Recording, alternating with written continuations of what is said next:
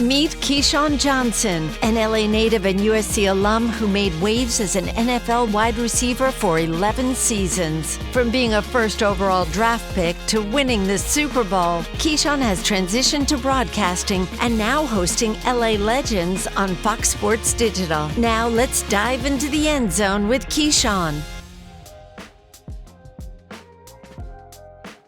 Keyshawn, who are you and what do you do?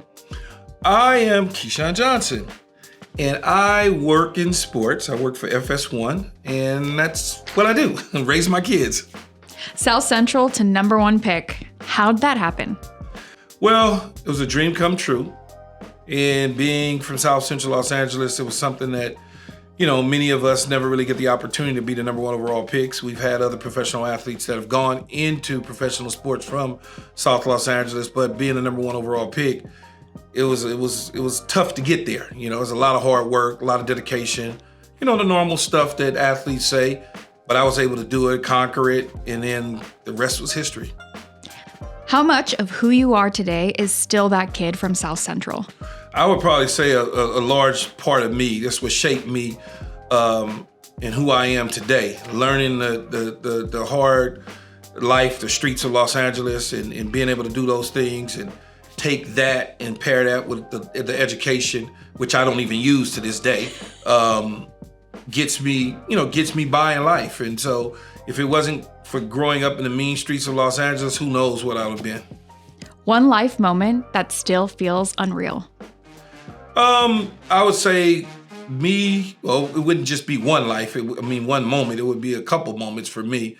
It's graduating from the University of Southern California, winning the Super Bowl, and being drafted as the number one overall pick. It's like dreams that, it's a movie coming soon in the theater near you. Let's just say that. One football lesson you use daily. Patience. Gotta have patience. What's the biggest myth about you? I would say the biggest myth about me is that I'm hard to deal with, that I'm overly aggressive. I would think that would probably be it, that I'm like, I don't want to say mean, but I'm like mean. Which is such bullshit. It's such a lie. I don't even know where they got that from. This new series, LA Legends, why give the mic to other legends? Well, it's about sharing our grassroots. It's about sharing what LA is all about, the community, being a part of the community, understanding the community. Everybody's not from LA. Some people were brought to LA, but for the most part, it's about the LA community. What have you done? As they say, what have you done for us lately? Whose story hit hardest? I would say the story that hit the hardest for me was the inmates at the prisons. I would say some of those stories are just mind-boggling. I understand them because I've been in that world and I understand that world, but there's people that will see that particular episode and not really understand it. But I have a full grasp of why they're incarcerated. What are the reasons that they're incarcerated? But the viewers, they won't have the same intel as me, but they'll get it based on the storytelling. Who got deeper than you expected? Who got deeper than what I expected, huh? There was nobody, everybody answered the questions that was posed to them. There wasn't anything shocking. I wouldn't necessarily say anybody got deep. It was basically, if I asked a question, those were the answers. It wasn't anything shocking to me. Who showed up ready to bring the heat? I would say every last one of the individuals that I was interviewing performed well. They all have been in front of the camera before and been interviewed before because they've either been in entertainment and sports, so it was nothing new to them. Which episode made you say, this is bigger than me? I would say that the prison episode is the one that I would say is bigger than me, because you got to really understand those individuals. Some of those individuals are never coming home. And then when they do come home, will they be institutionalized and to the point where they want to go back? Because the world is moving so fast for them because they've been inside those walls for so long. All your guests in a pickup game, who's MVP? Oh, all my guests in a pickup game, who's MVP? It would probably be Paul Pierce or Baron Davis. I would think. Yeah, it would probably be one of those two NBA guys. One LA myth outsiders always get wrong. One myth that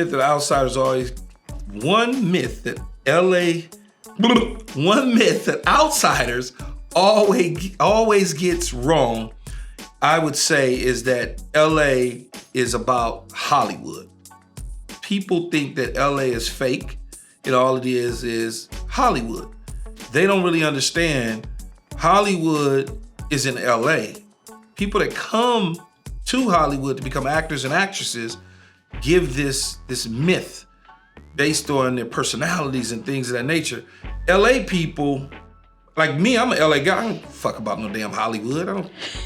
I could care less about a premiere. I mean, that's not in my wheelhouse. But that's LA people in general, for the most part. If you're from LA, you really don't care about any of that. I was just interested because I was watching something about Sean Penn last night. Sean Penn's from LA. Many people don't know he's from LA. He grew up in Malibu. And as you can tell, he doesn't give a shit. Doesn't care. He care less. LA fans versus New York, who's wilder? Wilder? It depends on what you mean in context by wilder. More passionate, more aggressive, more over the top, more unnecessary. I would say New York fans. Go to LA food spot. Go to LA food spot. Here's another one. What cuisine do you want? If you want Southern food, you probably got to find it in South Los Angeles. It just depends on what you want to eat. I eat all over Southern California, so it just depends on what you really want to eat. It's not a necessary go-to situation, depending on the cuisine that you're looking for. We got it all. One guest who is LA through and through. I would say Magic Johnson would be one guy that would be through and through. Although he's not from here, he wasn't born here, he's been here his entire adult life. So technically he's from here. He's done a lot for the communities. That's what being the LA legend is all about. Diving into community, giving back to the community, being a part of the community, not just taking the money and running back to the hills and coming down out of the hills and then running back up to the hills. It's about getting dirty and getting down in the middle of things. Who's at the top of your interview bucket list? Oh, God. For LA or just in general? In general. Well, see, this is an interesting one because people think I'm crazy. And you may think I'm crazy because I say this. At the top of my bucket list is the Grand Wizard of the Ku Klux Klan. I really want to sit down and talk to him and understand his thought process and his mentality and why do you feel the way that you feel and the hatred and the bigotry about individuals that may or may not look like you or don't agree with you. And people ask me all the time and I always tell them, they're like, are you crazy? I'm like, no, I'm not. I would go to Indiana, because I think that's where he's hiding at. I would go literally and sit down and interview with him with no problem. Just have a conversation. I just want to know. I really just want to know, where does this come from? One thing you'd tell 18-year-old Keyshawn. 18-year-old Keyshawn? I would tell him to keep his eyes on the prize and continue to keep working hard and stay his ass out of trouble. That's what I would do. What's All Facts, No Breaks really about? It's really about, for me, when I came up with the name, it was really about making sure that you give it all the facts, you're not making stuff up, and we won't be stopping. We're just gonna keep going. What makes LA Legends hit different?